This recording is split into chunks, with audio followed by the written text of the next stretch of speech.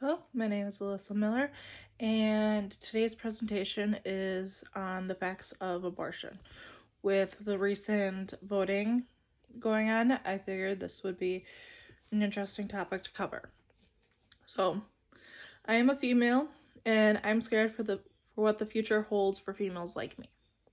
As much as everyone wants to say we are free, we still deal with a lot of men who think they can do and say whatever they want to us. Now, yes, there are things that come easier to females, but there is way more that isn't.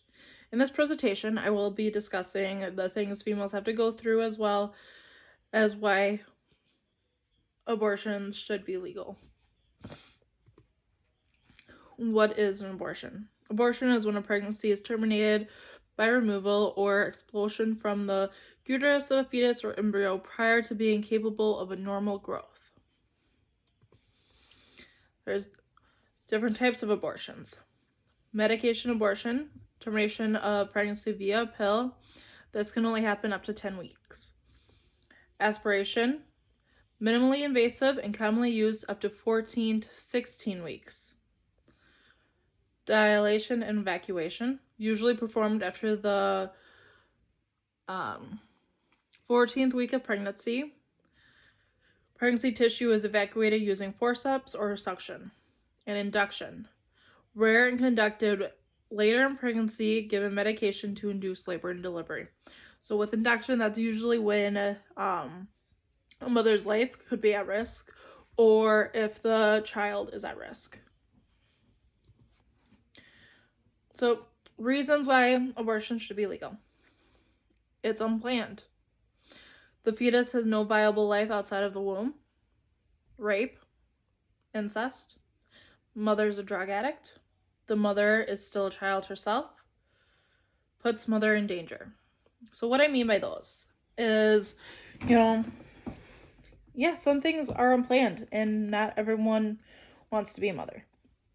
What I mean by the fetus is unviable, that could mean it's missing vital organs or it would be born without a brain. Therefore, the mother would just be giving birth to a stillborn anyways.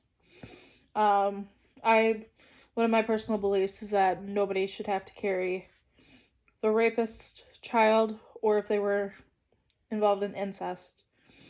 Incest as well, it causes a lot of birth defects in babies anyways, so the child would already have issues before they're even born.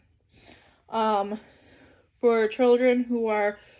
babies who are born to a mother who is a drug addict, they end up being born with a drug addiction, and it makes their first few hours, days of life absolutely excruciating because they have to learn how to simply detox. What I mean by the mother is still a child herself, that kind of goes back on the rape and incest thing. There are children who are of birthing ability and they should not have to go through and experience an adult thing at a young age. And it puts the mother in danger. Some pregnancies, like ectopic pregnancies, where the embryo implanted outside of the uterus, those type of things can cause issues for the mother and put her at risk. Here are some statistics and facts on abortions. It is estimated that 930,000 abortions took place in 2020. That number is way less compared to 2011, 2008, 2005, and 2000. In 2020, approximately 20% U.S. pregnancies, including spontaneous miscarriages, ended in abortions. Statistics show in 2013, 9 different countries had higher abortion rates than the United States. These being Bulgaria, Cuba, Estonia, Georgia, Kazakhstan, Romania, Russia, Sweden, and the Ukraine. In 2020, unmarried women accounted for 86% of abortions among married women.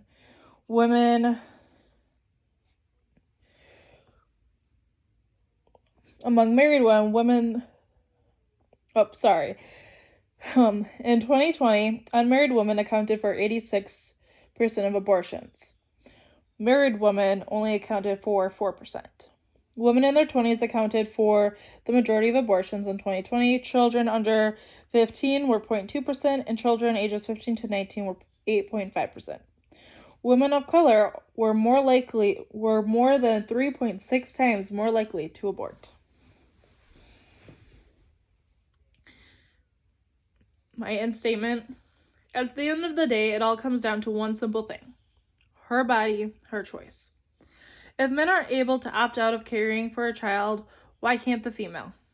And yes, there are things such as adoption, but most of those children don't end up in a forever happy home. I do believe the mother and father should discuss that together if he wants to be a part of it.